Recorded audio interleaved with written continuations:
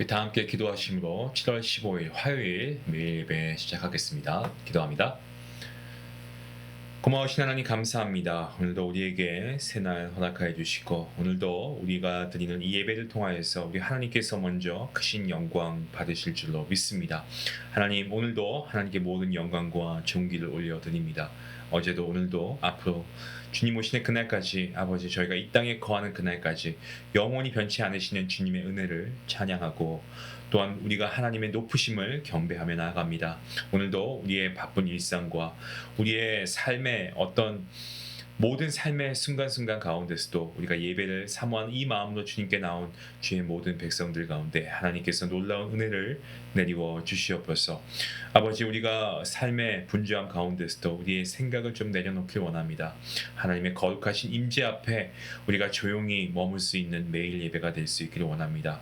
주의 말씀은 우리의 영혼을 밝히는 불입니다. 우리를 생명의 길로 이끄는 지혜입니다. 때문에 오늘도 하나님 우리가 그 하나님의 은혜의 말씀 앞에 진리의 말씀 앞에 우리 자신을 온전히 드리길 원합니다. 우리의 무지함을 말씀을 통해 밝혀주시고 우리의 연약함을 말씀을 통해 더욱더 치유하여 주시옵소서. 이 시간도 예배를 통하여 비록 짧은 시간이지만 이 예배 가운데 하나님께서 우리를 만나주시고 우리에게 새 힘을 더하여 주실 줄로 믿사오니 주여 예배를 드리는 모든 주의 백성들 가운데 하나님께서 동일한 은혜와 축복의 말씀 허락하여 주시옵소서. 감사하며 예수님의 이름으로 기도하옵나이다. 아멘. 찬송가 196장 함께 하시겠습니다.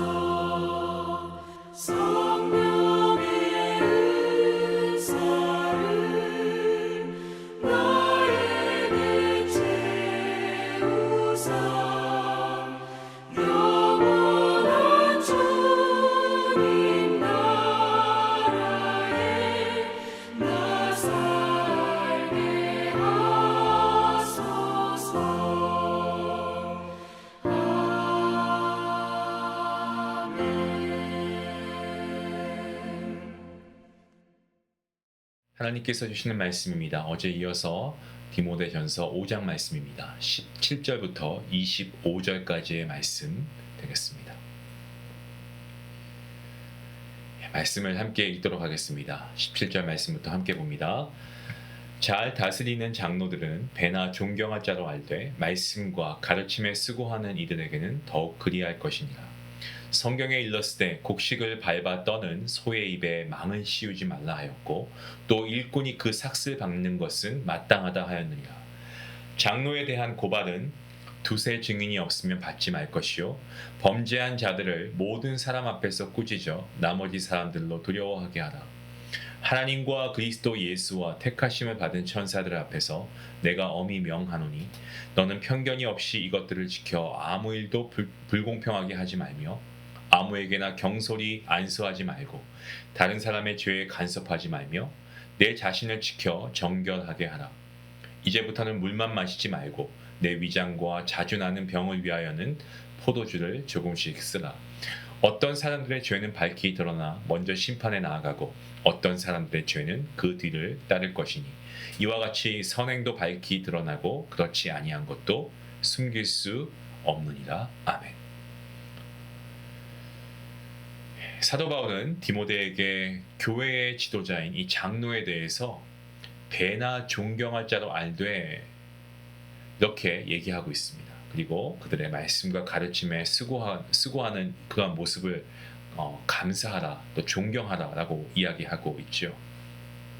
여기서 장로는 단순히 나이 많은 그러한 위치를 말하고 있는 것이 아닙니다. 초대교회에서 교회를 지도하고 또 말씀을 맡은 이들, 장로였죠. 당시 감독과 장로라는 호칭은 거의 동의어로 사용되었습니다. 오늘날 목회자에 가까운 개념으로 이해하셔도 됩니다. 자, 오늘 본문 시작하는 말씀에 배나 존경할 자라고 되어 있는데요. 단순히 어떤 감정적으로 존중한다 이것만을 말하는 것은 아닙니다. 존경으로 번역된 헬라어 이 티메라고 하는데요. 이 티메라고 하는 단어는 가격이나 가치나 그리고 어떤 사례 이런 것을 의미하고요. 물질적 대우를 포함하고 있는 그러한 단어입니다. 바울은 특별히 말씀과 가르침에 힘쓰는 장로들, 즉 성경을 연구하고 설교와 교훈을 감당하는 이들에게는 더 풍성한 대우를 해야 한다라는 것을 밝히고 있습니다. 왜 그럴까요? 그 이유에 대해서 본문 18절 말씀이 뒷받침하고 있습니다. 곡식을 밟아 떠는 소의 입에 망을 씌우지 말라 하였고 또 일꾼이 그 삭슬 받는 것은 마땅하다 하였느니라. 일꾼이 그 삭슬 받는 것은 마땅하다. 이 말씀 누가복음 10장에 있는 말씀입니다. 10장 7절에 있는 말씀을 인용해서 교회도 복음을 위해 수고하는 이들에게 합당한 물질적인 보상을 제공해야 함이 마땅하다라고 권면하고 있습니다. 이것은 단지 실용적인 그런 교훈만이 아니고요. 하나님께서 세우신 질서라는 것에 주목해야 됩니다. 오늘날도 교회는 말씀 사역에 헌신하는 이들의 수고를 귀히 여기고 정당한 대우를 합니다. 그렇게 함으로써 하나님의 일에 방해가 없도록 해야 함이 마땅합니다. 교회 재정은 단지 운영을 위한 도구가 아닙니다. 복음 사역에 헌신하는 이들을 돌보는 믿음의 표현이 되어야 한다라는 것입니다. 바울은 장로에 대한 고발이 생겼을 때 이 무분별한 판단 그리고 감정적인 어떤 비판 이런 것들로 인해서 교회가 흔들리지 않아야 한다, 신중해야 한다라는 것을 강조합니다. 그래서 오늘 말씀에 두세 증인이 없으면 받지 말 것이요. 장로에 대한 고발에 대해서 이렇게 이야기하고 있죠. 이 말의 원칙은 신명기서 19장 15절에 나오는 공정한 재판 원리에서 기인한 것입니다. 그 지도자라고 해서 특별 대우를 받는 것이 아니고 오히려 더 공정하고 엄중하게 다뤄야 한다라는 것을 이야기하고 있는 말씀입니다. 교회 안에서는 항상 사람의 말이 있고요. 그리고 오해가 있습니다. 그리고 뜻하지 않게 감정의 충돌이 발생하기도 합니다. 하지만 장로나 지도자를 향한 고발은요, 반드시 사실에 근거해야 하고 또한 증인이 있어야 됩니다. 이것은 지도자들을 보호하려고 하는 의도도 있지만 동시에 교회가 어떤 감정적으로 어떤 루머에 따라서 흔들리지 않게 하기 위한 그러한 조치, 그러한 장치라고도 이해를 해야 합니다.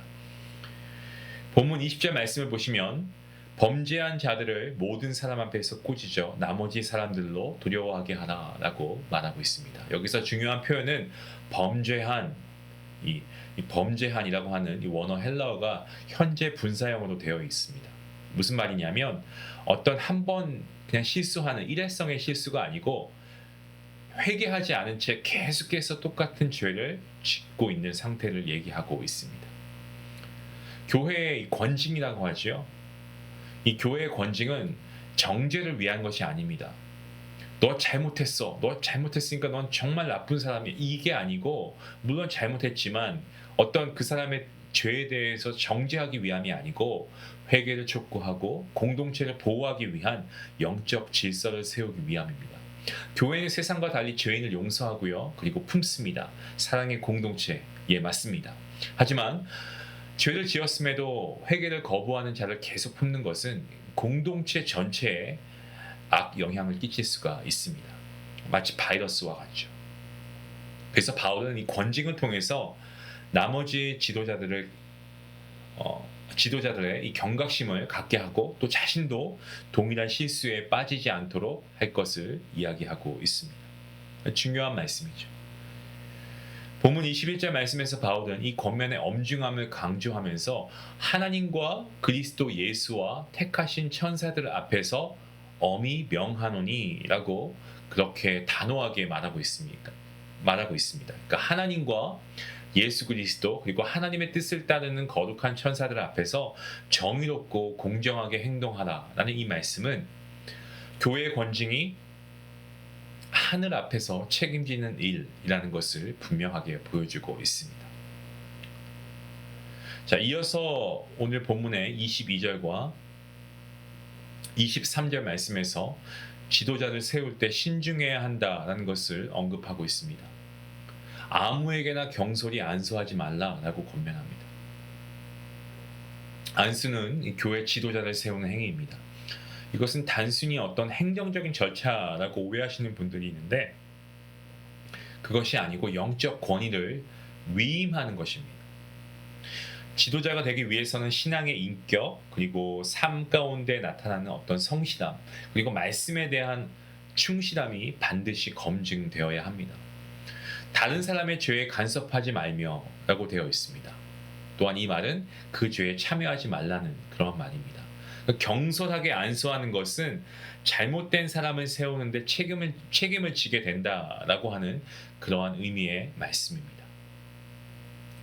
오늘날 교회 안에서도 직분자를 세우는 과정은요, 아주 신중해야 합니다. 그리고 사람의 외모나 어떤 능력이나 그런 것들로 판단하지 않고 하나님의 말씀에 합당한 인격과 그리고 믿음을 가진 자, 그러한 사람을 세워야 하죠. 이제 본문 23절 말씀을 보시면 개인적인 권면입니다만 깊은 뜻을 담고 있습니다. 디모데는 자주 위장병을 앓았고 그리고 금욕주의자들과 같은 태도로 물만 마신 듯 합니다. 바울은 그에게 위장과 자주 나는 병을 위해서 포도주를 조금씩 쓰라라고 권면합니다. 자, 이는 건강은 목회의 도구이고 자산이라는 사실을 우리에게 일깨워 줍니다. 병약한 육체는 사역에 지장을 줄 수가 있지요. 우리는 하나님께 헌신하지만 우리의 육체도 돌보고 유지할 책임이 있다. 그 말씀을 우리에게 하고 있는 것입니다. 때문에 리더들은 건강도 잘 관리해야 함이 마땅합니다. 본문의 마지막 절을 보시면 영적인 분별력에 대한 교훈을 주고 있습니다. 어떤 사람들의 죄는 밝히 드러나 먼저 심판에 나아가고 어떤 사람들의 죄는 그 뒤를 따른다라고 되어 있습니다. 자, 이것은 겉으로 보이는 것만으로 사람을 판단하면 안 된다라는 말씀이에요. 우리가 쉽게 넘어지는 모습이 바로 이런 모습이죠. 겉으로 판단하는 경우가 많이 있습니다. 그렇게 하면 안 된다는 거예요. 어떤 죄는 분명하게 그 죄가 나타나서 누구나 알 수 있지만 또 어떤 죄는 시간이 지나서 드러나는 경우도 있습니다. 마찬가지로 선행도 마찬가지예요. 당장은 보이지 않지만 결국 하나님 앞에 모두 드러나게 됩니다. 때문에 교회는 어떻습니까? 어떤 우리가 믿음의 공동체 안에서 서로 누군가를 보고 그 사람에 대해서 우리가 함부로 판단하는 것은 정말 주의해야 됩니다. 겉모습 보고 외적인 성공을 보고 일시적인 어떤 열정을 보고 판단해서는 안 됩니다. 하나님은요, 하나님의 시선은 우리의 겉이 아니고 우리의 중심입니다. 하나님의 중심을 보시는 분이십니다. 사랑하는 성도 여러분, 바울의 이 마지막 교훈, 단지 지도자를 세우는 기준뿐만이 아니고 우리의 신앙생활 전반에 적용될 수 있는 중요한 원칙이라고 생각합니다. 우리는 사람의 외모나 어떤 당장의 분위기에 휩쓸리는 경우가 많이 있는데 그래서는 안 됩니다. 오직 성도는 믿음의 공동체는 말씀과 그리고 기도, 하나님의 기준 안에서 사람을 보고 자신을 돌아보고 결국 모든 것은 하나님 앞에서 다 드러난다라는 것을 깨닫고 우리가 남을 평가하지 말고 우리가 누군가를 정죄하지 말고 하나님께서 우리에게 주신 이 질서 안에서 우리가 말씀 안에서 기도로 우리가 하나님의 기준 안에서 우리가 사람들을 대하고 함께 믿음 생활을 해나가야 함이 마땅합니다. 이러한 네 교회, 우리 중요한 가족들 모두가 될 수 있기를 간절히 기도합니다. 기도하시겠습니다. 하나님 감사합니다. 주님께서 세우신 교회 안에서 말씀과 가르침에 헌신하는 이들을 오늘 말씀을 통해서 우리가 더욱더 존귀하게 여길 수 있기를 원합니다.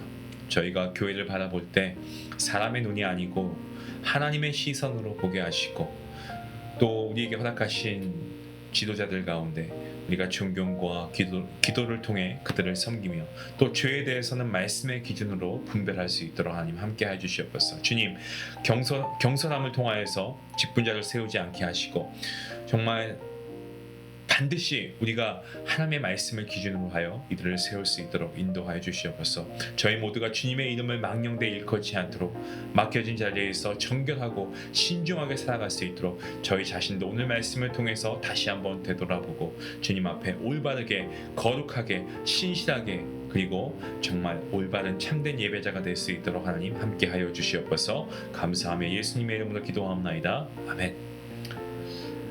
오늘 말씀을 생각하면서 내 자신이 속한 공동체, 그게 우리 교회 같은 경우는 전도회가 될 수가 있고 목장이 될 수 있죠. 아니면 뭐 크게 우리 믿음의 공동체, 교회 안에서 말씀과 기도에 수고하는 지도자 한 사람을 정하고 우리가 그 리더들을 위해서 우리가 하루에 단 한 5분이라도 좀 간절히 그들을 위해서 기도하고 하나님께 나아가면 좋겠다라는 생각합니다. 또 누군가 리더인데 왜 저러지? 사람이 실수할 수 있지 않습니까? 그런 모습이 보인다고 하면 여러분 기도해 주십시오. 그리고 어떤 우리의 인간적인 판단보다 하나님의 기준과 말씀에 우리가 그 모든 정죄함을 좀 내려놓고 우리가 기도함으로 말씀을 통해 분별을 해나가는 그런 모습이 되었으면 좋겠습니다. 그러기 위해서는 우리가 더 말씀을 잘 읽어야 되겠죠. 그런 모습이 되었으면 좋겠습니다. 자, 오늘 우리 같이 말씀 생각하시면서 여러분의 리더들을 위해서 함께 기도하는 시간 함께 가지면 좋을 것 같습니다. 같이 기도하겠습니다.